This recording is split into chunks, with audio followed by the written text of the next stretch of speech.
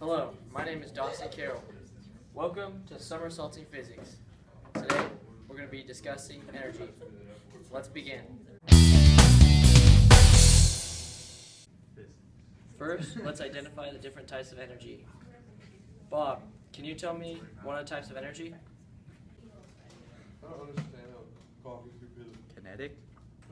You don't sound so sure. Speak with confidence, like a Jedi Master. Kinetic energy. That is correct. Very nicely done, Bob. Kinetic energy is the energy of motion. The formula for kinetic energy is equal to 1/2 mass times velocity squared. Kinetic energy can never be negative because mass is never negative and the velocity is squared. So you always want a positive answer. The unit for kinetic energy is joules, and to prove this, we can break up the formula into kilograms times meters per second times meters per second with the velocity squared.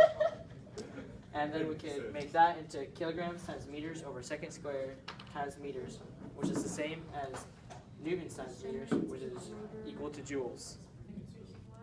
Now, Jimmy, what is the other type of energy? Potential energy. That's correct. Can you tell me what the different formulas are for it? Potential energy due to gravity is mgh, but potential energy due to elasticity is 1/2 kx squared. Nicely done, Jimmy. That is very correct. These are the two potential energy formulas. UG, or potential energy of gravity, is equal to mass of the object times gravity times its height. And then US, or potential energy due to elasticity, or as for special stringy thingy, is equal to 1/2 spring constant x squared. And it can't be negative either because the spring constant is never negative and the x, the displacement, is squared. Mechanical energy is the sum of kinetic energy and potential energy. It's the total energy of the system.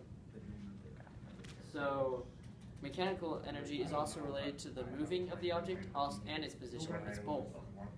When mechanical energy is conserved, the initial mechanical energy is also equal to the final mechanical energy. It would not be conserved if some of it is converted to heat or different things like that.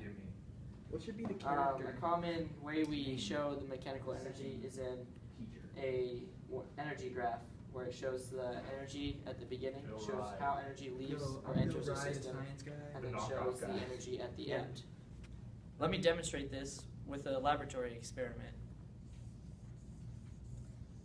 Before you, I have a double-sided spring oscillator system. Right now, the cart is not moving, and it has no energy acting on it because it's just in equilibrium, not moving. Once I pull it back, it has potential energy acting on it from the springs. And once I let it go, the potential energy will be converted to kinetic energy and it will begin moving. As it goes back and forth, the potential energy is converting to kinetic energy, and then it gets converted back to potential energy on each side based on its position.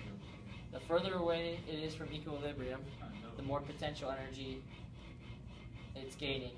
And then once it moves back, it gains more kinetic energy as it goes through equilibrium. To help you understand the oscillator system, I drew a graph. This graph shows the kinetic energy and the potential energy as the system moves.